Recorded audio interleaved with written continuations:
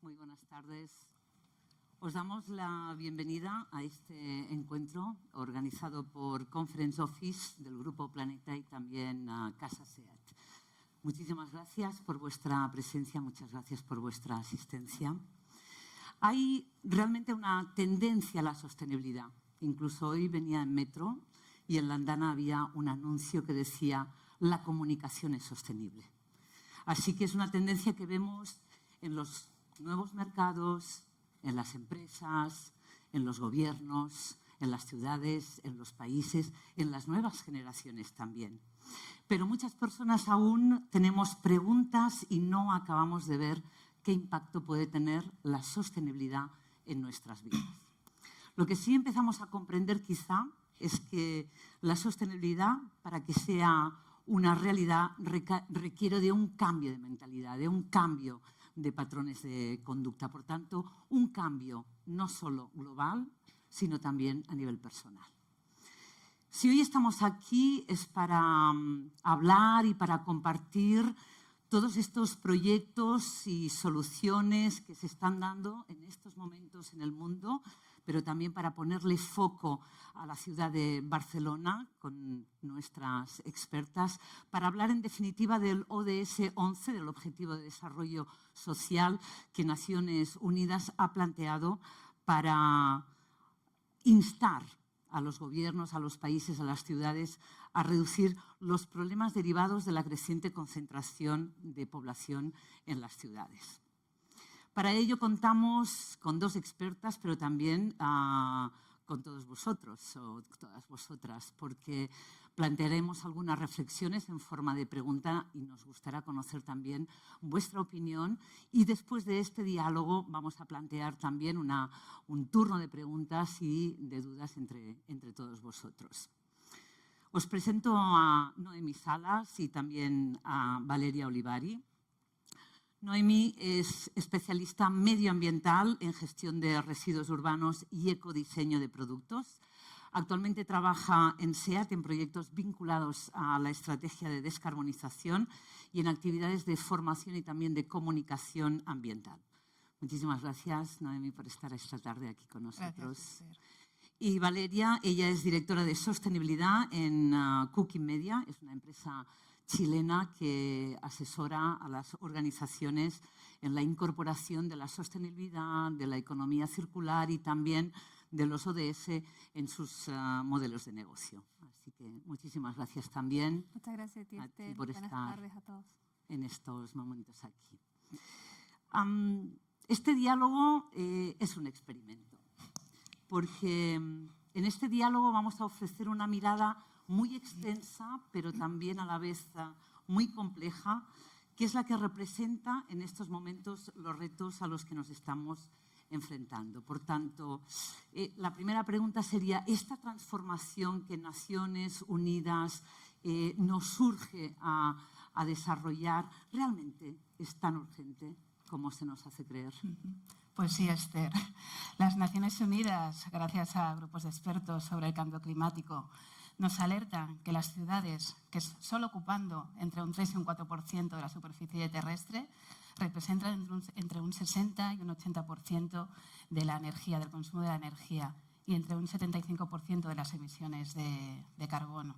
La rápida urbanización, la superpoblación de las ciudades supone una sobrecarga sobre los servicios que están ofreciendo respecto a la reducción de residuos, la recogida, la gestión de residuos, la gestión del agua, el transporte, las infraestructuras, la demanda de la energía. Y todo esto pues, tiene un impacto ambiental, y entre estos el del cambio climático. Hay los entes, los Objetivos de Desarrollo Sostenible, no son unos aislados, se establece una relación entre ellos, hay una interacción entre el Objetivo de Desarrollo Sostenible de ciudades y comunidades sostenibles con aquellos objetivos de desarrollo que nos hablan del bienestar del planeta, de los objetivos del medio ambiente. Y también las Naciones Unidas nos presentan tres principales problemas medioambientales. Unos problemas que están interrelacionados entre ellos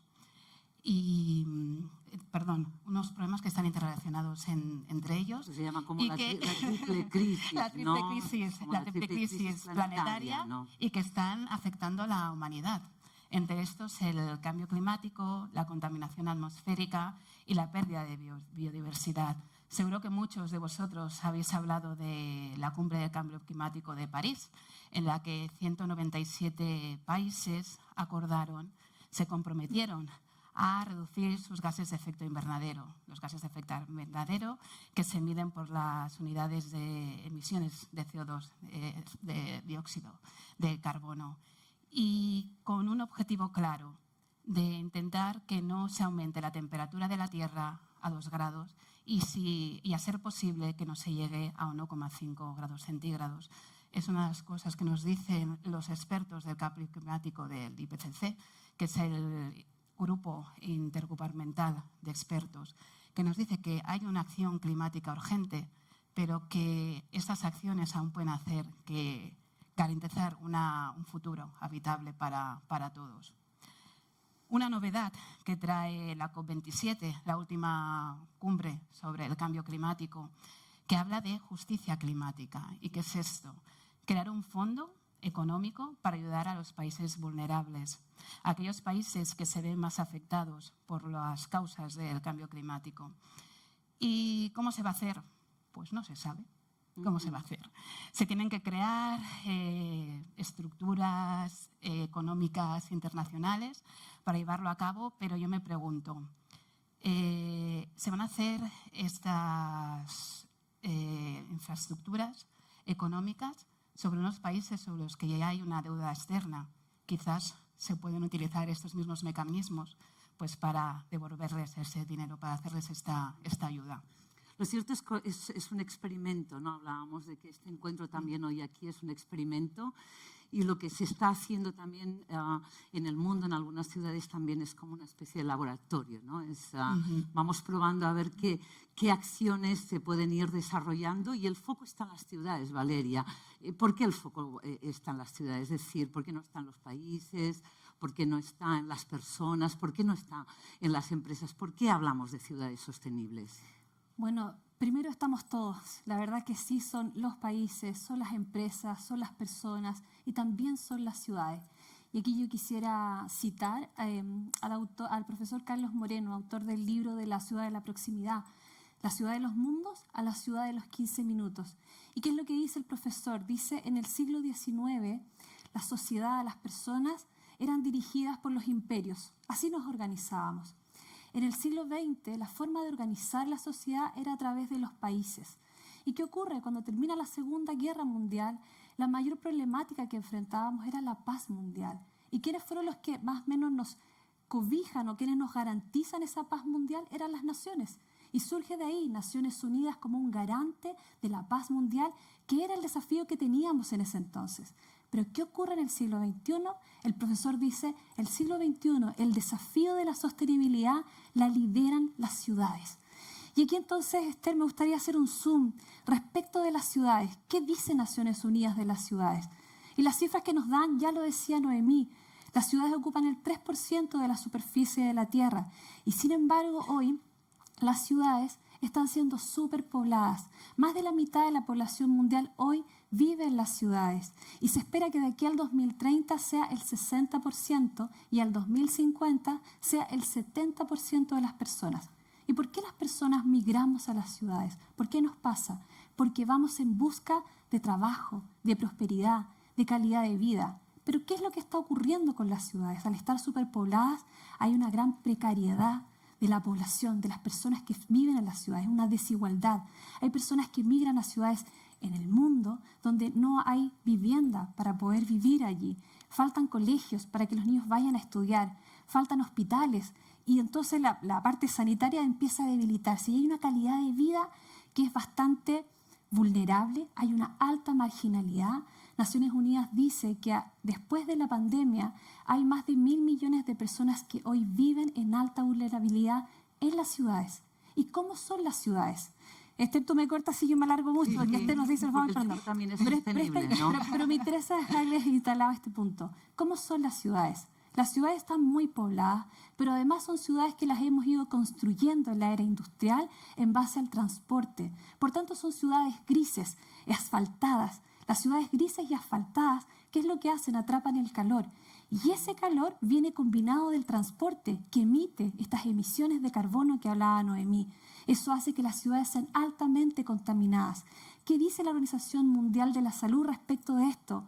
Que el 90% de las personas que vivimos en la ciudad estamos respirando un aire contaminado. De hecho, Valeria, decía la OMS que anualmente 7 millones de muertes prematuras ocurren cada año por causas ambientales y que la contaminación ambiental, de hecho, provoca, dicen, muchas más muertes que lo que provocó también el coronavirus, ¿no? Por tanto, estamos como delante de una crisis medioambiental, una crisis climática, pero también hay una crisis humanitaria. Vamos a poneros también una pregunta. Nos gustaría que respondierais a esta pregunta. Simplemente tenéis que escanear este QR que va a salir en estos momentos en pantalla. Podéis hacerlo, tenéis los móviles aquí a punto. ¿Sí? Es fácil.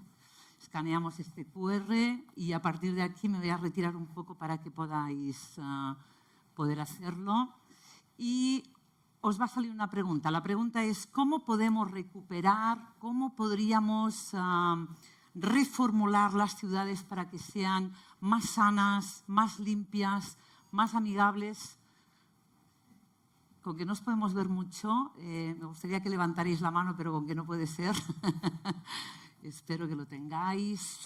¿Cómo podemos recuperar, reformular las ciudades para que sean más sanas, limpias y amigables? Tenemos algunos ejemplos, sin ningún tipo de coacción, que cada uno y cada una responda desde su máxima libertad. Ejemplos: más zonas verdes, transporte sostenible, espacios públicos seguros. Y en un instante vamos a poder también leer vuestras respuestas aquí en pantalla. A mí me gustaría plantearos, Noemí y Valeria,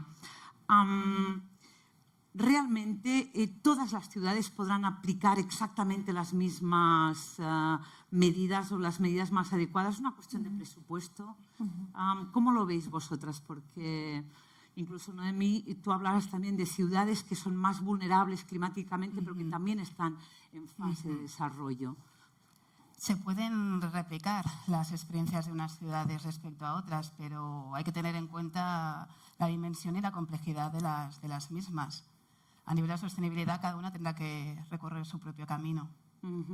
Fijaros, aquí ya empezamos a tener las primeras respuestas. Más zonas verdes, transporte sostenible, condicionar la densidad demográfica por kilómetro cuadrado y establecer espacios verdes, disipadores de calor, más conexión social a través de microcomunidades, más vegetación, menos densas, más árboles, reducción del uso de plástico, mejor transporte público, más zonas verdes. ¿Algún comentario, señoras, respecto a estas? Que están muy informados, porque efectivamente lo que más se repite es más zonas verdes y efectivamente así debemos ir mirando. Realmente lo que hace una ciudad no es exactamente replicable en otra ciudad. Es decir, existe una única manera de ser sostenible. Hay muchas maneras de ser sostenible. Cada una de las personas que hay hoy aquí nos están dando fórmulas prioritarias para ellos, para hacer nuestras ciudades más sostenibles. ¿Hay una única fórmula? ¿Hay varias fórmulas, Noemí? A ver, una única fórmula no hay. Digamos que cada ciudad, en función de su realidad, tendrá que encontrar a ver qué medios tiene que utilizar, sobre todo para afrontar los cambios a los que nos está sometiendo pues, el cambio climático, la contaminación atmosférica. Tenemos unas directrices que nos están marcando a nivel europeo y también una legislación ambiental a nivel mundial, y todos vamos a tener que establecer acciones para poder cumplirlas.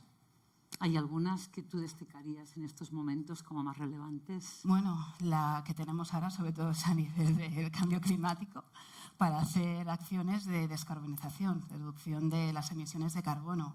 Otra y muy importante que nos afecta a nosotros es respecto a la contaminación atmosférica, la calidad del aire que respiramos, ¿no? Que, como también comentaba Valeria, está afectando a la salud de las personas. Estamos hablando de unos 7 millones al año de personas que están muriendo debido a la exposición de la contaminación atmosférica. Europa tiene retos realmente muy ambiciosos por fases, pero a lo largo de estas fases, en 2050, hay esta meta de que la mayoría de los países sean países net cero, con economías net cero. Esto se nos escapa a muchas personas, a mí principalmente, porque esto de la descarbonización o carbono cero es francamente complejo de poder contarlo en un momento aquí. Pero vamos bien de tiempos, por así decirlo, en este reto que nos está planteando Europa. A ver, respecto al Pacto Verde Europeo, estos objetivos que se nos están planteando, son dos objetivos concretos. Uno, que en 2030 reducir las emisiones de carbono en un 55% y en 2050 ser carbon neutral. Sí que se están haciendo, es decir, tenemos que hacer acciones de aceleración de esta reducción de carbono y por eso uno de los proyectos que tenemos en marcha, que hay en marcha a nivel de Europa, es el proyecto Net Zero Cities, en el cual se están estableciendo, es un programa que está financiado por la Unión Europea, en el cual se quiere acelerar el proceso de descarbonización en las ciudades, ¿no? Y es un programa piloto en el cual se han cogido unas 53 ciudades europeas para el cual acelerar este proceso, ¿no? Muchas de las opciones o posibilidades que nos daban las personas que están justamente aquí tiene que ver con esta descarbonización, menos plástico, más zonas verdes, transporte más sostenible. Sí, sobre todo transporte más sostenible, porque estamos virando de un transporte propulsado con combustibles fósiles a poder hacerlo con fuentes de energía renovable, ¿no? Con lo cual supone una sustancial reducción de las emisiones de carbono.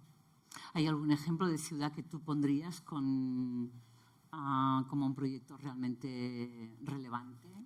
La ciudad de Ámsterdam. La ciudad de Ámsterdam es la que pondría como ejemplo. Una ciudad de 882.000 habitantes. La ciudad de Ámsterdam la reconocemos por esa ciudad idílica, con sus canales, con sus bicicletas. Pero Ámsterdam no siempre fue así. La ciudad de Ámsterdam, en la época de los 70, los 80, era una ciudad sobre todo centrada en...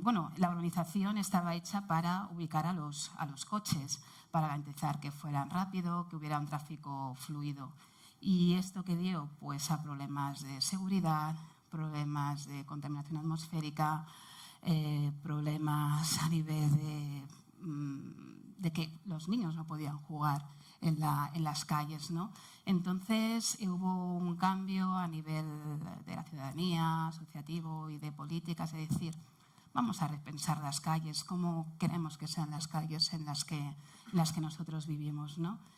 Y hubo un lema un poco problemático porque establecieron en plan que vamos a cerrar las calles a los coches, ¿no? Y vamos a permitir que estas calles se pueda ir en pie, en bicicleta, que se permita un transporte público y vamos a reducir este uso de los coches. Pero cuando preguntaban a la gente sobre qué usos dar a las calles, empezaron a ver pues que había gente que le gustaba ir a pie, en bicicleta, en transporte público, pero también tenían que moverse en coche, ¿no? Y hacer esa pregunta les hizo reformularse, decir, en vez de decir vamos a cerrar las calles a los coches, vamos a abrir las calles a la gente, que la gente traslade qué es lo que quiere hacer, ¿no? Entonces esto supuso un cambio de narrativa, en la cual todos encajaban en esa ciudad sostenible de Ámsterdam, ¿no? Y es la Ámsterdam que nos encontramos ahora, la de las bicicletas, la de los coches, el transporte público con sus tranvías. Es una ciudad que queremos. Es decir, que el diálogo social, indistintamente del color político de los gobiernos que existen, el diálogo social, el preguntar, el escuchar realmente a la ciudadanía y a la sociedad qué es lo que quiere, es esencial para avanzar hacia estos objetivos. Valeria, no sé qué están haciendo. Es decir, con estas transformaciones, los ciudadanos, las ciudadanas, la ciudadanía, ¿cómo lo está viviendo? Luego hablaremos de Barcelona, de todas maneras. Pero ¿cómo se está viviendo, ¿no? Porque... Mira, cuando decimos que queremos que las ciudades o pensamos que las ciudades deben ser sostenibles, quiero hablarles de, hay diferentes formas de poder transformar las ciudades para que sean sostenibles. Existen diferentes organismos. Naciones Unidas es uno de ellos y tiene diversas formas. Está ONU Habitat, está la Agenda Urbana y está dos iniciativas que quiero hablar, que es Making Cities Resilient 2030, que es de Naciones Unidas, y C40, si es que nos alcanza el tiempo. Pero con Making Cities Resilient 2030, de entrada ya hay algo que nos lleva a la reflexión, porque ya no estamos hablando de desarrollar ciudades sostenibles, estamos hablando de desarrollar ciudades resilientes. Hace 40 años estábamos hablando cómo podíamos ser sostenibles. Hoy día, el cambio climático, tal como lo decías tú, Esther, hay una cuarta crisis.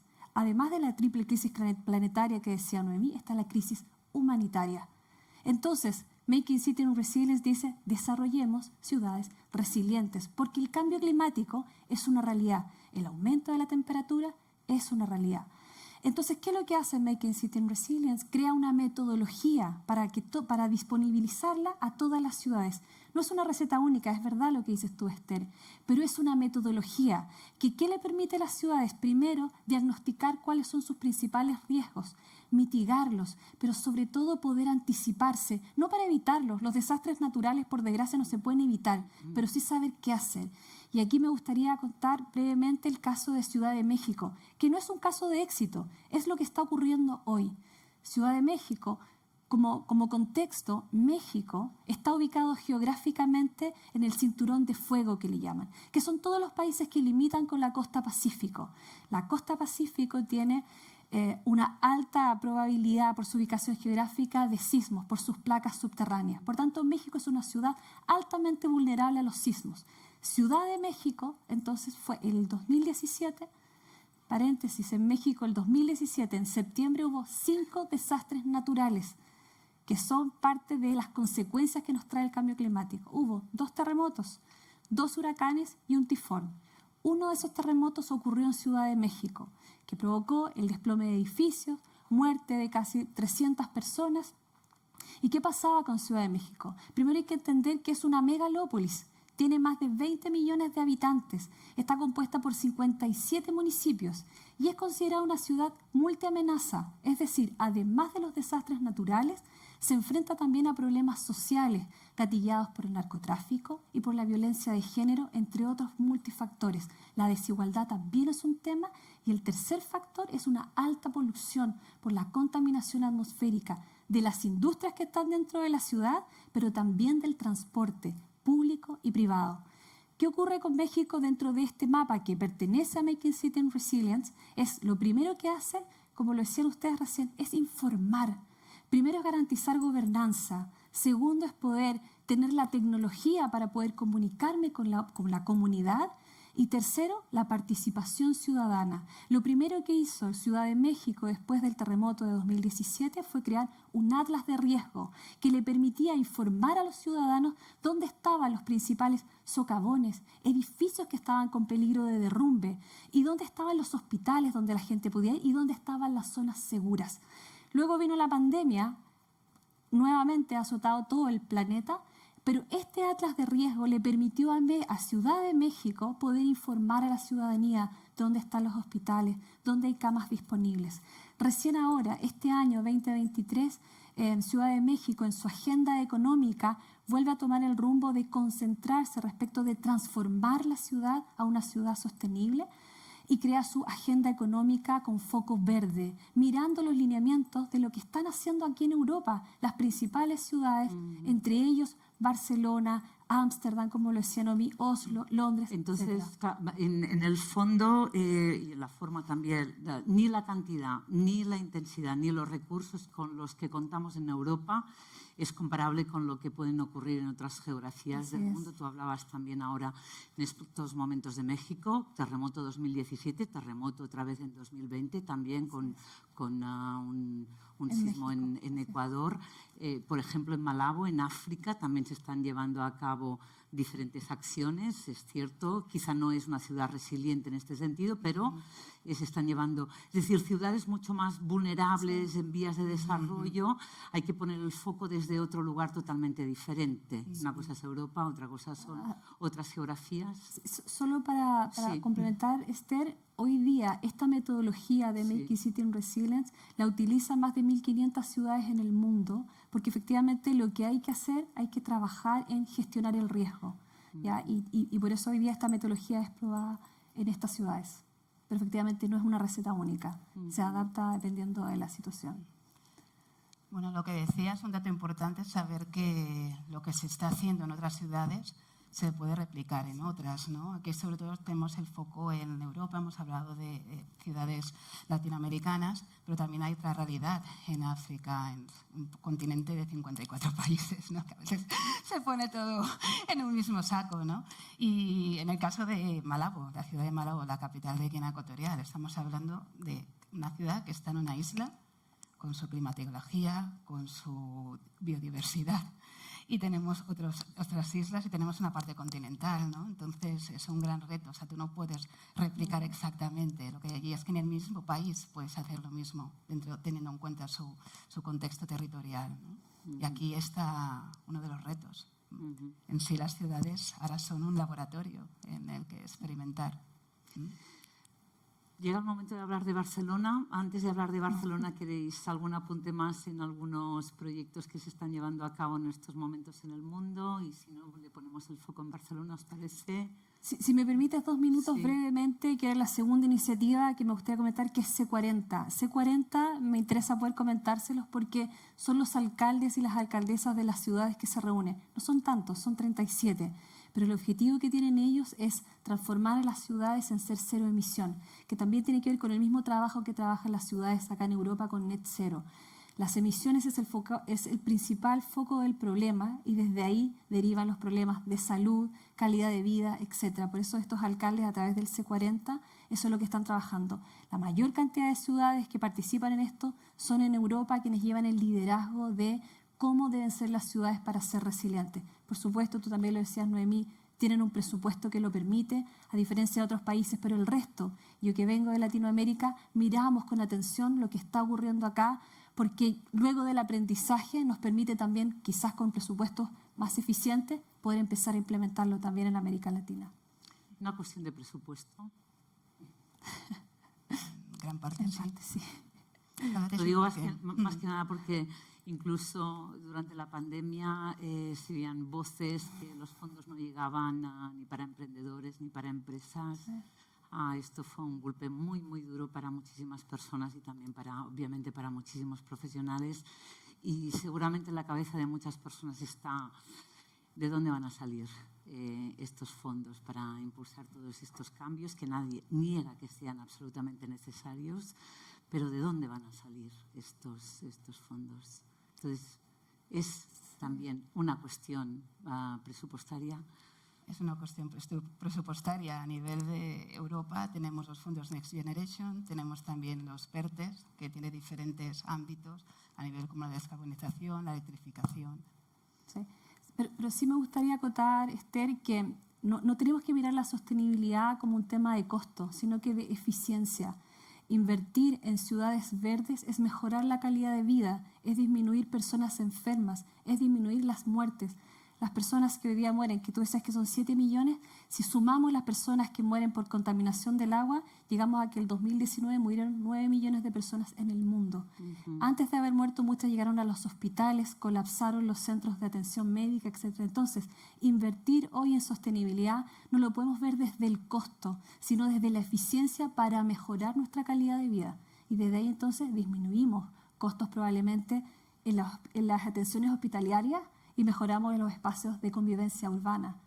Creo que tiene que ver con el enfoque que le estamos dando. Yo, de verdad que nadie me ha pagado para ser bruja hoy, ni para comprometeros con las preguntas. Pero lo cierto es que en la mente de muchísimas personas, y este es un preámbulo para llegar también a la ciudad de Barcelona, en la mente también de muchas personas lo que vemos, y sobre todo en Barcelona, por ejemplo, la sostenibilidad ya arrancó, estamos hablando desde el 2010, quizá en 2011 se le otorga a Barcelona el premio al turismo, a la ciudad de turismo sostenible. Esto ha creado también una burbuja inmobiliaria. Lo voy a decir así de una manera un poco más brusca. A más zonas verdes, menos posibilidades de encontrar para una familia, para una persona, un apartamento que en estos momentos no ronde los 1.000 euros. Entonces, estamos también con estas políticas necesarias, no digo que no, para esta crisis climática y humanitaria. Estamos también empujando a los ciudadanos fuera de sus propias ciudades. Sí. Bueno, primero confesarles a todos que yo soy una fan de lo que está haciendo Barcelona para transformarse en una ciudad resiliente. Está sacando los coches del centro de la ciudad y transformándolo en ciudades peatonales, donde el centro esté en la calidad de vida, en caminar Barcelona. Ciclovías para las bicicletas o carriles de bicicleta, como le llaman acá, más de 200 kilómetros, 6.000 bicicletas es el parque que tienen para que la gente pueda alquilar, más de 500 estacionamientos. El transporte público tiene esta electromovilidad, es un transporte integrado por lo demás, buses híbridos y electromovilidad. Están haciendo un tremendo trabajo en Barcelona y el problema también lo tienen. Hay 1.000 muertes al año acá en Barcelona por causas ambientales. En una ciudad de 1,6 millones de habitantes, donde además la capacidad de turistas son alrededor de 7 millones de personas. Por tanto, es una ciudad que siempre está ocurriendo cosas, pero es una ciudad atractiva, sin embargo, que hace que esté llena, pero que además esté muy bien evaluada por los demás. Hay unos recortes de prensa que yo había... Si me permites, de todas maneras, Valeria, vamos a lanzar una pregunta. Perdona. No, todo lo contrario. Vamos a lanzar una pregunta. Vamos a poner de nuevo este QR por si lo quieren escanear, por si lo queréis escanear. Y para responder a la siguiente pregunta, es una pregunta abierta. La primera lo hemos hecho muy bien y la pregunta sería: ¿qué aspectos consideras que hacen de Barcelona una ciudad sostenible? Y a partir de aquí esta era la primera, esta es la segunda. ¿Qué aspectos consideras que hacen de Barcelona una ciudad sostenible? Estamos esperando, por tanto, vuestras respuestas. Tú estabas diciendo, Barcelona ciertamente está... proyecta una imagen amigable, especialmente para las personas que no habitan en Barcelona, es cierto. De hecho, también Barcelona es una de las ciudades de las que a nivel de sostenibilidad en el mundo se está hablando más y mejor, quizá gracias a esto que es muy intrínseco de ella, su diseño urbanístico, a excepción de Ciutat Bella, ¿no? Pero a su diseño urbanístico, también porque promueve una circulación de coches también muy ordenada, la apuesta también por el transporte público que decías tú, medios no contaminantes como la bicicleta. Es una ciudad que históricamente también ha protegido al pequeño comercio, al pequeño empresario, ¿no? Es decir, que todo hace... Pero en estos momentos no está exenta tampoco de estas críticas que también me gustaría que las pudiéramos comentar. Sí. Transporte público, carriles bici, transporte híbrido, por tanto, movilidad. De momento no la veo sostenible. Vale, perfecto. Zonas verdes, superillas, no mucha densidad de población. Las superillas... Un buen transporte público, bastante áreas verdes, una atención a la vida ciudadana, interesante también. Sí. Los últimos años los políticos locales han orientado la ciudad a los ciudadanos y eso la hace interesante para los no locales, las zonas verdes, la transformación hacia la reducción del suelo del vehículo. Hay mucha movilidad, ¿sí? Luego lo hablamos, Noemí, ¿te parece? Sí. ¿Sí? Y me gustaría también hablar de la gentrificación, de las superislas. Sí. Muchísimas gracias por sus respuesdas. Me comentabas esto de los titulares, ¿no? Sí, había seleccionado a la prensa. Así es, veía algunos titulares que dan cuenta de esto, ¿cierto? Primero, este lado positivo, Barcelona es un ejemplo a seguir como ciudad sostenible por Naciones Unidas, es un hub de resiliencia donde aquí se están monitoreando lo que se está haciendo para también poder dar pautas a otras ciudades para que también puedan seguir estos principios. Ha sido elegida como la mejor ciudad para vivir y la verdad es que un sinfín de atributos que hacen de la ciudad algo muy atractivo. Pero pasa lo que dices tú, Esther, el transporte público. Más del 75% de las personas en Barcelona se movilizan o por transporte público o en bicicleta o caminando. La meta para el próximo año es llegar al 80%. Es envidiable las cifras que tienen porque efectivamente eso va avanzando a disminuir los gases de efecto invernadero, disminuir la contaminación y mejorar la calidad del aire. Con eso mejoramos lo que hemos visto todo este rato, la calidad de vida, etc. Pero ¿qué ocurre? Tal como lo decías tú, Esther, una ciudad tan atractiva se vuelve atractiva para el resto también y todos quieren finalmente vivir en Barcelona. Y ocurre entonces este fenómeno que son testigos, que es la gentrificación, donde personas que han estado viviendo toda la vida en su barrio, en su lugar, en su entorno, que sufren el costo además, que cierren sus calles porque ahora ya no van a circular los autos, entonces viene todo un tiempo que tienes que soportar esa construcción y luego cuando ya estamos disfrutando de la ciudad, viene esta burbuja inflacionaria donde el precio del alquiler es tan caro, es tan alto, que hay personas que se tienen que ir del centro de la ciudad, se tienen que ir desde el lugar donde habían vivido toda su vida, porque se vuelve tan atractiva que todos quieren llegar, entonces termina siendo un lugar elitista que viven solo los que pueden pagar. Y ahí rompemos de inmediato la cadena de la sostenibilidad que habla de un triple impacto, que tiene que ser ambiental, claramente, pero también tiene que ser social y también tiene que ser económica. En este sentido, Valeria, permíteme también que, claro, estamos en una ciudad, tenemos 10 distritos, 73 barrios, más de 4.500 calles. Si cogemos el mundo y lo ponemos en Barcelona, nos encontramos que Barcelona también nos plantea diferentes problemáticas, ¿verdad? Es decir, cada distrito, cada zona de Barcelona requiere también de soluciones totalmente, absolutamente distintas y volvemos. Si no hay este diálogo social con la gobernanza, esto no va a ser posible, indistintamente del color político del partido político que gobierne esta ciudad en los próximos años. Noemí. Sí, de esa gobernanza se crean procesos como la creación de la Asamblea Ciudadana por el Clima, ¿no? Una herramienta muy potente en la cual diseñar políticas públicas en un trabajo de consenso. Y esto es lo que se hizo el año pasado en la ciudad de Barcelona. Se puso sobre la mesa una pregunta: ¿qué podemos hacer para hacer frente al cambio climático en la ciudad de Barcelona? Teniendo en cuenta los ámbitos de mayor generación de emisiones de CO2, ¿no? Los que producen más gases de efecto invernadero. La energía, por un lado, la movilidad, el consumo y los residuos. ¿Y esto cómo se hizo? Pues se cogió una muestra de 100 ciudadanos de la ciudad de Barcelona, 100 personas empadronadas de diferente edad, género, nivel de educación, según el distrito donde vivía, y se elaboraron unas 36 propuestas, ¿no? en estos 4 ámbitos, en los cuales se establecía a ver qué podemos hacer nosotros pues, para hacer mejor Barcelona y hacer frente a este cambio climático. Respecto a la energía, ten en cuenta que la energía de Barcelona hay un 65,2% que procede de combustibles fósiles, un 25,5% de energía nuclear y solo un 9,3% de fuentes de energías renovables. Una de las propuestas que presentaron fue la difusión de las comunidades energéticas y el crear una normativa respecto a ellas. No hay normativa, ¿no? En estos momentos. No. ¿Y qué es una comunidad energética, no?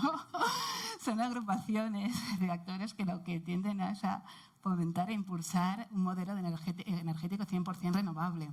Como caso, la comunidad energética del barrio de Poblenou, en la cual se han asociado pues, el Instituto de Quatre Casas con la Asociación de Familias de ese instituto, la Asociación de Vecinos y Vecinas de Poblenou. ¿Y qué hacen? Lo que hacen es instalar una placa fotovoltaica en este instituto, la cual ofrece energía al instituto y a los equipamientos municipales de alrededor. Y de los vecinos de esa asociación, de este barrio de Poblenou, pues que estén a una distancia de 500 metros, pues también se pueden abastecer de esta energía 100% renovable. Y entonces algo tan potente como esto es digno de que se traslade a otros barrios de la ciudad de Barcelona y que se crea una normativa para darle soporte, ¿no? Y aún más, una gran potencialidad tendría de llevarlo a las comunidades de vecinos, ¿no? Ya nos vemos ahí en las reuniones de vecinos hablando para poder implantar este tipo de autoconsumo. A nivel de movilidad, un 30% de las emisiones de gases de efecto invernadero son procedentes del transporte en Barcelona. Y como medidas, ¿no?, de lo que acabamos de hacer, de Barcelona una ciudad amigable, no solo para la gente que viene de fuera, una de las propuestas que hubieron es el establecer intercambiadores en la entrada de la ciudad, ¿no? Aquellos que no tienen más remedio que llegar en su vehículo privado, que se establezcan parkings a la entrada de Barcelona y que a través de allí pues, bueno, se busque algún autobús lanzadera o transporte público, por lo cual no entren estos vehículos en la ciudad. El proyecto de ciudad en 15 minutos está bien, pero debería estar conectado con ciudades de 15 minutos. ¿No? Pues sí. Y me imagino personas que viven en el Maresma, que quizá cogiendo su vehículo privado llegan en 30 minutos a la ciudad de Barcelona, con el transporte público pueden llegar a tardar una hora, bueno, el día que va bien, ¿no? Pero efectivamente es como la ciudad de 15 minutos debe estar interconectada con ciudades también de 15 minutos, porque si no, el experimento no va a funcionar. ¿Sería eso? Sí, sería eso. En sí, unas ciudades sostenibles que se conectan con las de las ciudades sostenibles, ¿no? Pero respecto de las ciudades de 15 minutos, ahí el autor lo que plantea hoy día es que las ciudades, como están diseñadas hoy, sin ser resilientes ni sostenibles, es que son más bien ciudades pendulares, donde vivimos en un lugar y nos transportamos para ir a trabajar a otro lugar, y para ir al colegio a otro lugar, y para ir a la universidad a otro lugar, y para ir al hospital a otro lugar. Y eso lo hacemos en transporte público, en nuestro propio vehículo, y vamos generando una huella de carbono o emisiones finalmente que van contaminando la ciudad. La ciudad de los 15 minutos lo que plantea es otra forma de ver la ciudad, que es, por ejemplo, teletrabajando, y entonces ya me ahorro ese viaje o esa hora muerta para quienes pueden. Sé que no todos los trabajos pueden tener este teletrabajo, pero es empezar a mirar fuera de la caja, empezar a replantearnos cómo estas ciudades pendulares empiezan a dejar de tener este mismo viaje a la misma hora, en el mismo lugar donde estamos todos detenidos porque el tráfico no nos permite avanzar. Hay que pensar nuevas formas de organizar la ciudad. Claro, es una mirada más personal también, porque ahora estaba pensando que estamos promoviendo a nivel personal, o queremos promover a nivel personal un transporte más sostenible, pero también tenemos necesidades de consumo muy inmediato de productos que no conseguimos a 15 minutos de casa. No quiero hablar ahora de grandes compañías ni de grandes empresas, pero quizá esto también no será compatible a la larga, ¿no? Si yo compro a través de Internet. Es decir, bueno, que todo esto nos plantea un desafío. Y es un laboratorio muy importante, sí. Para paliar esta situación, una de las propuestas que también se pusieron sobre la mesa es establecer equipamientos, ¿vale?, los cuales, digamos que el concepto de la última milla, ¿no?, de hacer esa repartición, ese reparto de esa compra que nosotros hemos hecho online en unos equipamientos en nuestro barrio y que nosotros nos traslademos allí, de tal manera que no tengamos muchos furgonetas moviéndose por la ciudad, ¿no?, y por el barrio. Y esto es unas cosas que se han promovido, que se puedan instalar en nuestros barrios.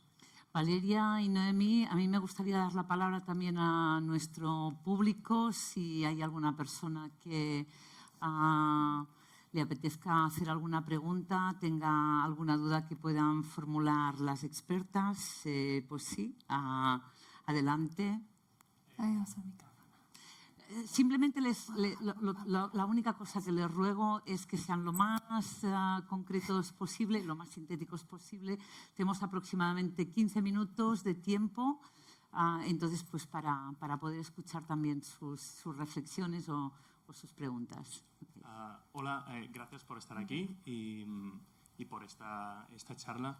Me gustaría preguntar una cosa, y es que hace un tiempo se hizo un estudio de los 50 problemas más grandes del mundo, y se reunieron muchos expertos de todos los espectros políticos posibles, para ser lo más neutro, donde el cambio climático dentro de estos 50 problemas no aparecía dentro de los problemas más importantes. El que sí aparecía era la pobreza, ¿no? Y vemos, como has dicho antes, en Ámsterdam, que precisamente no es una ciudad donde el capital económico sea bajo, vemos que es más sostenible, ¿no? Por lo tanto, vemos que a cuanto más rica es la sociedad, hay menos huella de carbono. Por lo tanto, yo lo que estoy viendo es que las políticas actuales lo que hacen es quitar dinero al ciudadano, lo que genera una mayor pobreza o menor capital a la persona. Entonces, ¿por qué centrarnos en mejorar la sostenibilidad y no centrarse en que las personas tengan más dinero, más riqueza, para que en la pirámide de Maslow las prioridades de sostenibilidad sean más altas? Muchísimas gracias. Bueno, a ver, yo como primero, de primeras, lo que diría es que los objetivos de desarrollo sostenible se basan en los derechos humanos. Y cuando hablamos de sostenibilidad, como tú lo estás presentando, es como algo alejado de nosotros, ¿no? Y en realidad es combinar la parte económica, social y medioambiental. Y eso es lo que estamos viviendo. Entonces, la sostenibilidad no lo veo algo ajeno como tú lo presentas. Yo lo veo como algo que está vivo y que somos nosotros. Y que nosotros tenemos que redefinir qué es para nosotros la sostenibilidad, porque hay parte social, hay parte medioambiental y hay parte económica. Está la pobreza que tú has dicho, está la parte de cambio climático, cualquier otro impacto a nivel de calidad del aire, y está esta parte social que te está diciendo cómo tú quieres vivir, ¿no? Entonces, esto es lo que nos está diciendo los Objetivos de Desarrollo Sostenible. Al menos yo lo entiendo así. Lo cierto, y a colación de esta pregunta, sí que en muchas ocasiones dicen que la sostenibilidad no es una de las prioridades que deberíamos estar abordando, que hay otras prioridades, quizá la pobreza, la corrupción, es decir, que tenemos otras prioridades, ¿no?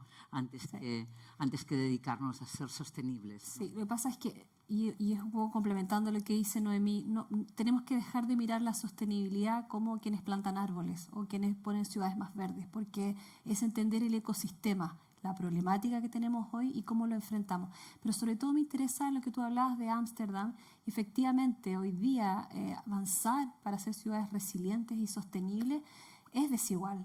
Las ciudades con mayor presupuesto son las que avanzan y llevan la delantera, y en Europa es donde hoy día está liderándose. Es desigual, pero también tiene que haber una redefinición de prioridades, y no es de extrañar entonces que ciudades como Bogotá, Medellín, Ciudad de México, Ciudad de Juárez, Santiago de Chile, Lima, Perú, también estén incorporando un enfoque verde, que no se trata de plantar árboles, sino es que cómo repensamos las ciudades, porque sistémicamente es más caro hoy día seguir operando como estamos. Y solo quiero hacer un paréntesis. Si nosotros seguimos operando como estamos hoy, con el transporte, con los residuos, de la forma que estamos operando, el calentamiento global o el alza de la temperatura va a seguir aumentando. Hoy en la era industrial ha subido a 1,2 grados.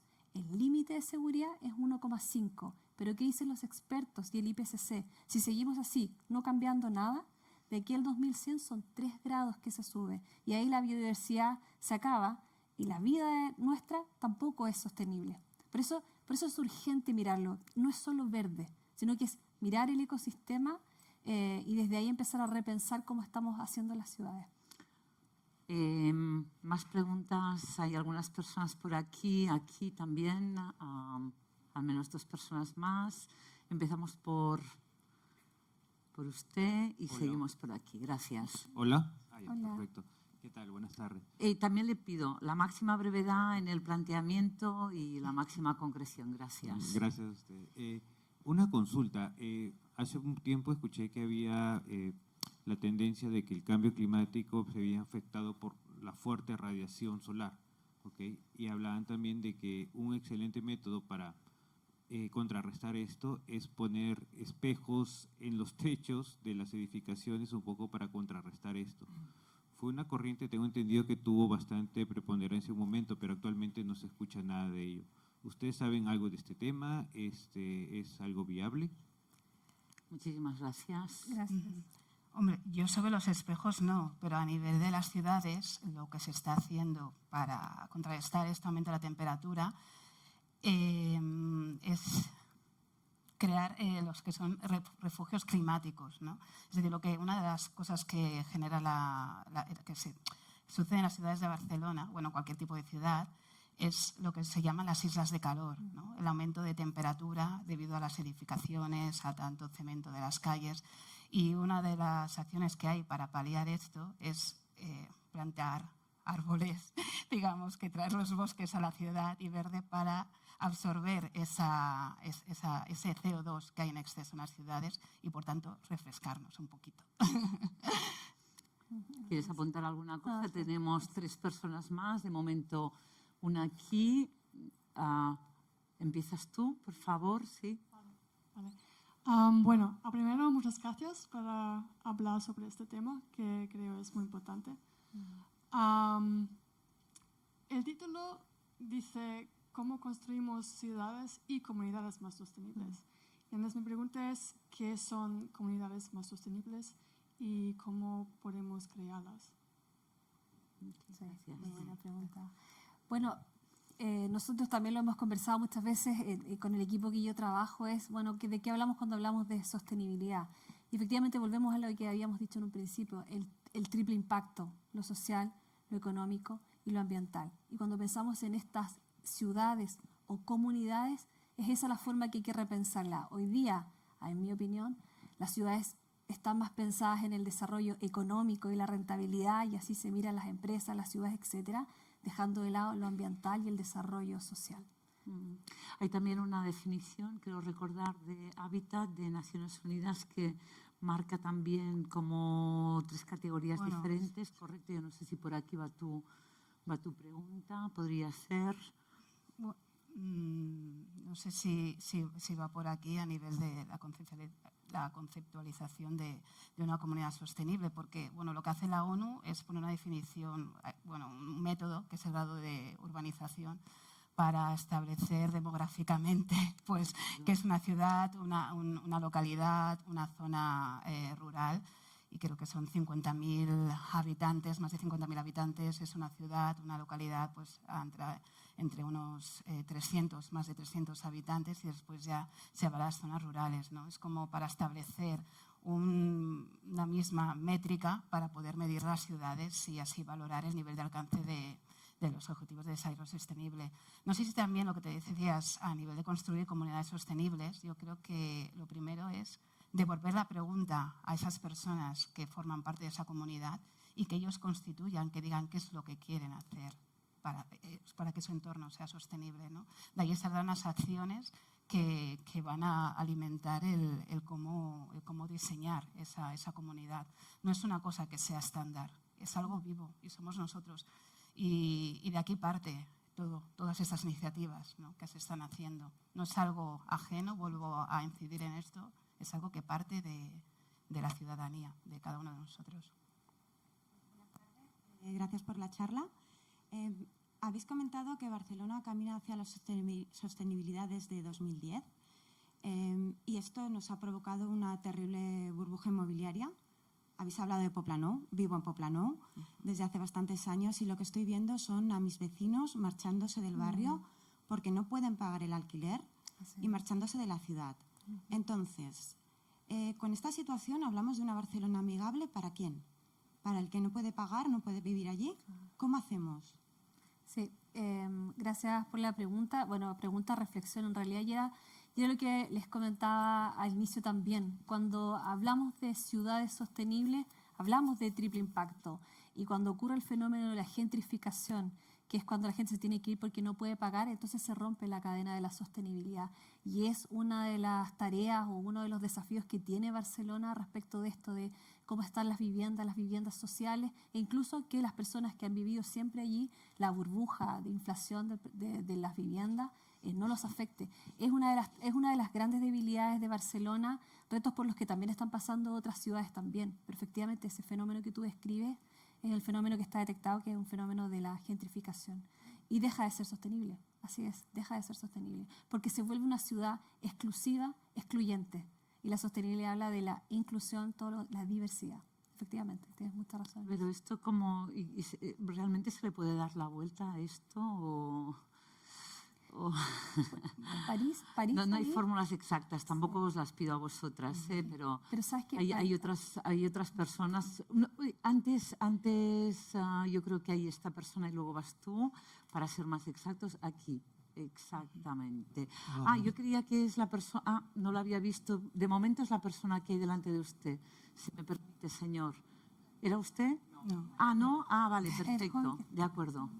Hola, buenas tardes. La pregunta es la siguiente. Tenemos claro que hay que hacer una transición, que nosotros llamamos ecosistémica, pero no sabemos explicarla, no sabemos cómo hacerla, y a los jóvenes les causamos una cosa novedosa que se llama ecoansiedad. Sí. ¿Qué debemos hacer para quitar esta ecoansiedad? Gracias. Muchas gracias a usted. Es verdad, sí.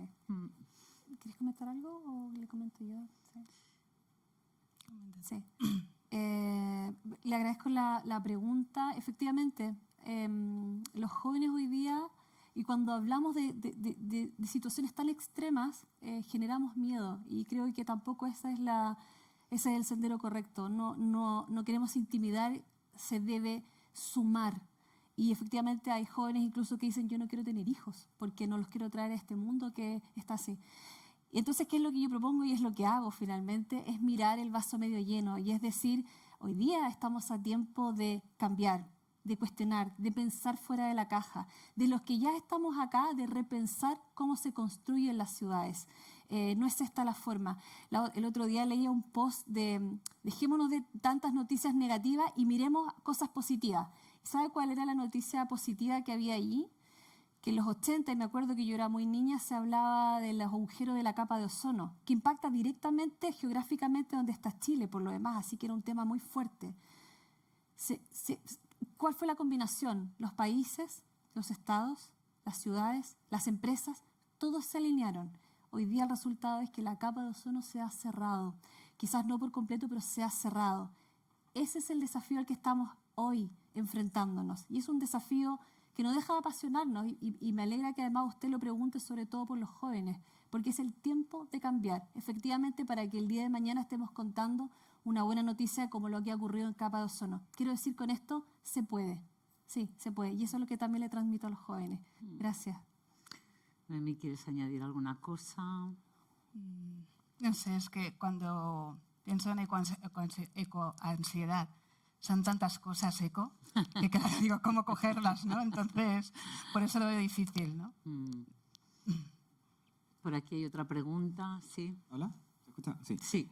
Bueno, primero que todo, darle las gracias a la expositora. Solo contar que soy de Chile, vivo hace 2 años acá en Barcelona, estoy haciendo un máster sobre psicología medioambiental, soy psicólogo, y me interesa bastante los procesos de resistencia que hay en relación con la sostenibilidad, con temas medioambientales. Y claro, cuando uno lee ciudades sostenibles, comunidades sostenibles, me surge inmediatamente a Salvador Rueda, que es el creador de las Uberillas, que es catalán, es de Barcelona, y tiene el concepto de ecología urbana. Y ahí hemos estudiado procesos que pasan en el Poblenou, con la gentrificación, con el proceso de 22 Arroba, que vive el Poblenou, que ha sido el principal gentrificador. Bueno, lo que pasa en Ciudad Bella, en Barcelona, con el tema de la turtificación, la Airbnbificación, que ha sacado a mucha gente también de sus lugares. Pero la pregunta va ligada a la reflexión que tienen ustedes como actores clave en las organizaciones, y que tal vez contaran experiencias cómo ustedes viven esta resistencia que pueden tener directores de empresas o empresarios o gente que está en altos niveles para de alguna manera resistirse a decir, mira, esto parece que, claro, mis prioridades están en las ganancias de fin de año o en, no sé, en otras cosas, pero la sostenibilidad no la veo tan clara. ¿Cuáles son las principales resistencias que ustedes ven y cuáles son los principales, tal vez, mecanismos para sobrepasar esta resistencia? Muchísimas gracias. Yo diría, a ver, que es que, bueno, si estamos hablando del nivel de empresa, los empresarios, aunque no quieran, se están viendo obligados a cambiar. Sobre todo, hablo desde el punto de vista medioambiental.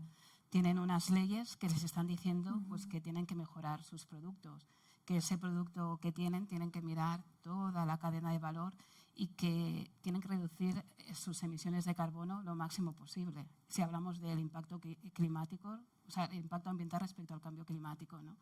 Entonces, esto hace que no tengan más remedio que moverse en esa dirección. Y por ello también los proyectos de descarbonización. Cuando a nivel de Europa se ponen estos objetivos de en 2030 reducir el 55% de las emisiones de CO2 y en 2050 ser carbon neutral, todo esto se traslada al mundo empresarial. Y cada uno tiene que buscar cuál es mi producto y cómo puedo llegar allí. Aparte de una obligación, es que no hay otro camino también, porque si no, no van a poder ser competitivos. Sí, quisiera complementar, solo complementar lo que dice Noemí, y también es muy importante, yo trabajo con empresas, asesoro empresas para que incorporen la sostenibilidad en sus negocios, entonces es algo que me toca vivir constantemente. Y lo que dice Noemí, efectivamente la legislación mueve a las empresas, pero también los que estamos acá.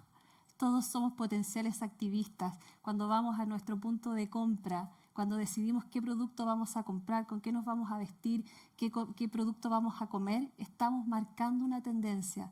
Y las empresas que buscan la rentabilidad, efectivamente, por eso son empresas, eso les preocupa también. Está la ley, por supuesto, pero nosotros somos potenciales activistas para también forzar a las empresas a que cambien. Gracias por tu pregunta. Lo que me lleva, muchísimas gracias también por su participación, por vuestra participación. Estamos ya a punto de cerrar el acto. Quizá una reflexión final por vuestra parte, también breve, inspiracional quizás, para que las personas que han venido hoy aquí también puedan salir se lleven alguna cosa. ¿Sí? A ver, pues, ¿qué diría yo? A ver, a principios de mayo fui con alguna de mis compañeras que están aquí de SEAT, fuimos a visitar unas cavas en Vilafranca del Penedès. Y la que nos hacía la visita, la guía, nos hablaba de que su producto era ecológico. Y a mí me gustó mucho porque ella definió lo que para ella era ecológico, ¿no? Era un producto en el cual no utilizaban herbicidas, no utilizaban pesticidas, pero no tenía más remedio que para un tipo de plagas sulfatar, intentaban reducir al máximo la concentración, ¿no?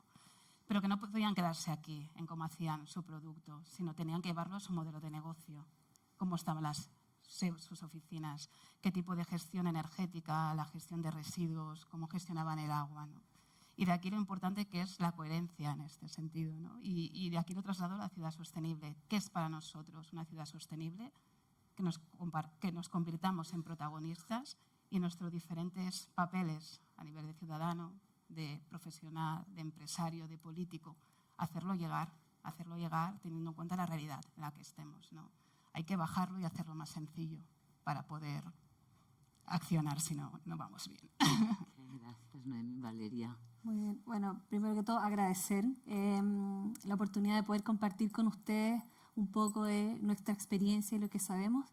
Y como reflexión es transmitirles, nosotros tenemos en nuestra empresa una palabra que es seamos inconformistas. Nos definimos como inconformistas, no estamos de acuerdo con lo que está ocurriendo. Y eso hace que invitemos a otros inconformistas, a la ciudadanía, a las empresas, a otros, porque queremos cambiar las cosas. Y si les puedo transmitir algo es que ojalá se puedan ir con este inconformismo, decir, así como están las cosas, no quiero que cambien. Y desde ahí activar esta participación ciudadana que ha expuesto con un buen ejemplo Noemí y que también les hemos tratado de transmitir en toda esta presentación. Estamos a tiempo de hacer los cambios, depende mucho de nuestro rol. Eso, muchas gracias. Valeria Olivari, a Noemí Salas, a ustedes también muchísimas gracias. Muchas gracias también a Roger Balada y todo su equipo de Conference Office del Grupo Planeta, el equipo humano y técnico de Casa SEAT. Un placer, bona nit i fins aviat.